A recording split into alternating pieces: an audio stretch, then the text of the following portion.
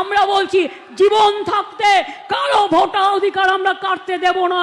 এ sir হতে দেবো না আমি বেঁচে থাকতে। মমতা বাবু কই তুমি তো মরলে না, কবরেও তোমাকে দেখতে পাচ্ছি না, আর শ্মশানেও যেতে দেখছি না। কবে তুমি মরবে? 70 বছরের বুড়ি ঢেমন মুখ্যমন্ত্রী। অমিত শাহ বাবার জন্মের সার্টিফিকেট দেখাতে পারবে? বাবা ঠাকুর তার সার্টিফিকেট নিয়ে আয়, তারপর প্রচার করতে আসবি, বেঁধে রাখবেন। নট করে অভিষেকের বাচ্চা গাছে বাঁধবে, গাছে বাঁধবে। এত ডর কিসে? ভুয়ো 7 লক্ষ ভোটে জেতা অভিষেক ব্যানার্জির এত ডর কিসে? তৃণমূলের এত ডর কিসে? কোথায় গেল তোমার ফাঁসির দড়ি? হেইরে গেল নাকি? ফাঁসির দড়ি খুঁজে পাচ্ছ না? খুঁজে পাঠাবো নাকি? এসো আমার হাইকোর্টে এসো, দড়ি তোমার রেডি করে রেখে দিয়েছি। পেইলেছে রে পেইলেছে, অভিষেক পেইলেছে, পেইলেছে রে পেইলেছে, মমতা বাবু পেইলেছে। কোথায় পেইলেছে? দুবাই পেইলেছে। তুমি নাকি নির্বাচন কমিশনের কাছে বলেছিলে এবিডিবিট দিয়ে আমি ঘর ভাড়া দিয়ে খাই। মৃত্যু। আজকে লিপস এন্ড বাউন্সার কার? আজকে তোমার বলেছিলে না 5 তলা বাড়িটা কালীঘাটে লিফট চলে, ঝাড়বাতি জ্বলে, ও বাড়িটা কার? সোনা বৌদি যে দমদম বিমানবন্দরের সোনা পাচার করতে গিয়ে ধরা পড়েছিল। ইডলি কা ধোসা। বাংলায় মেয়ে জুটলো না, এইদিকে বলবে বাংলার মেয়েকে ভোট দাও, আর নিজের বেলায় বিয়ে করবে ইডলি কা ধোসা, তাই না? আজকে কোথায় গেল তোমার ওয়াদা? আমার বিরুদ্ধে যদি এতটুকু অভিযোগ থাকে আমি ফাঁসির মঞ্চে ঝুলে যাব। আর আজ তোমাদের এই কাকু তার কণ্ঠস্বর পরীক্ষার জন্য অনেক ঝামেলা করেছিলে, লাস্টে জোকাতে পরীক্ষা হলো। অবশেষে সেই কাকু যে বলেছিল আমার বসকে কেউ ছুতে পারবে না, আমার বস, সেই কাকুর চার্জশিটে তোমার নাম চলে এসছে। আজকে প্রাইমারি টিচার নিয়োগে দুর্নীতিতে তোমার নাম চলে এসছে। আমি প্রথম চিৎকার করে বিভিন্ন সংবাদ মাধ্যমকে বলেছিলাম বাংলার বুকে তৃণমূলকে চোর সৃষ্টি করেছে, তার নায়ক হচ্ছে অভিষেক ব্যানার্জি।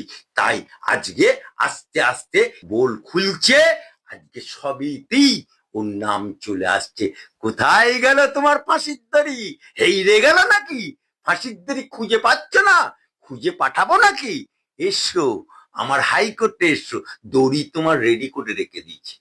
স্যার, চন্দ্রিমা ভট্টাচার্য উনি বলছেন যে হাতে 4টা আঙ্গুল না থাকলেও কিন্তু সুইসাইড নোট লেখা। হ্যাঁ, পরীক্ষা না দিয়ে যদি চাকরি পাওয়া যায়, সই জাল করে যদি চাকরি পাওয়া যায়, বিনা পরীক্ষাতে যদি চাকরি পাওয়া যায়, মুসলমানদের ওবিসি কোনদিন হয় না আইনগত, সেটা যদি হওয়া যায়, মদ খেয়ে মরলে যদি 2 লক্ষ টাকা পাওয়া যায়, তামান্না মরলে 10 লক্ষ টাকা যদি দেওয়া যায়, অভয়া মরলে যদি লাশ কেনা যায়।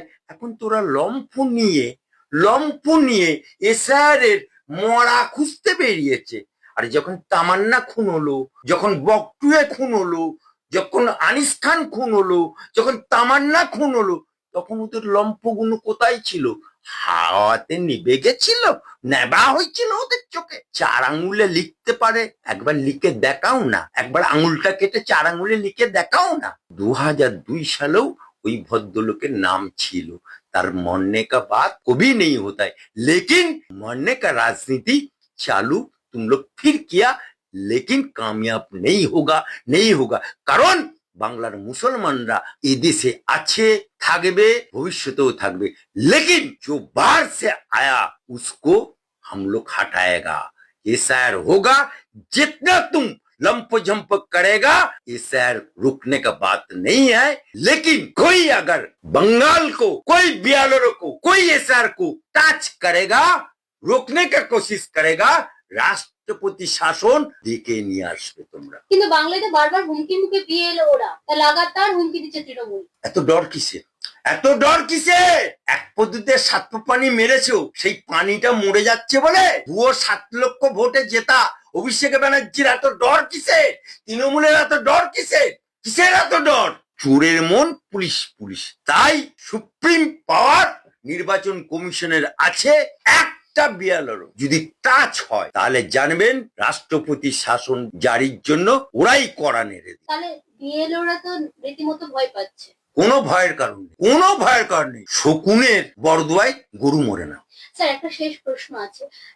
বলছিলাম যে বিজেপি কর্মীদেরকে রীতিমতো বিজেপি কর্মী ও নেতা যারা তাদেরকে বলছে যে বিজেপি কর্মীদেরকে দেখলে ছাঁটা দেখাতে এবং জুতো মারতে, মানে এই নিদান দিচ্ছে তৃণমূলের কর্মী যারা আছে, তৃণমূলের যারা নেতারা আছে। বলছি বিজেপিকে এত ভয় কেন? তাহলে কি বিজেপি দিনের পর দিন ত্রাস হতে যাচ্ছে তৃণমূল দেখুন, কংগ্রেস? মমতা ব্যানার্জি ত্রাস অন্য জায়গায়। কদিন আগে আমার বাংলাদেশে গণ অভ্যুত্থান হলো। হাসিনা বুবু তিনি মুসলমান, তিনি পাকিস্তানে গেলেন না, তিনি আফগানিস্তানে গেলেন না, আরবে গেলেন না, 20টা দেশে আছে সেখানে গেলেন না, উনি চলে এলেন আমার মোদির কাছে। তখন ওদের গণ অভ্যুত্থান হওয়ার পরে হাসিনা বুবু যখন চলে এলো ভারতে, তখন ওদের একটি মেয়ে, ইয়ং মেয়ে, কি বলেছিল?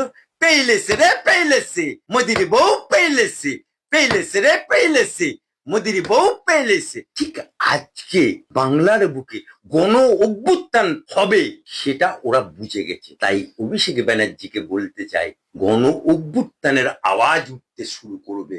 পেইলেছে রে পেইলেছে, অভিষেক পেইলেছে, পেইলেছে রে পেইলেছে, মমতা বুবু পেইলেছে। কোথায় পেইলেছে? দুবাই পেইলেছে।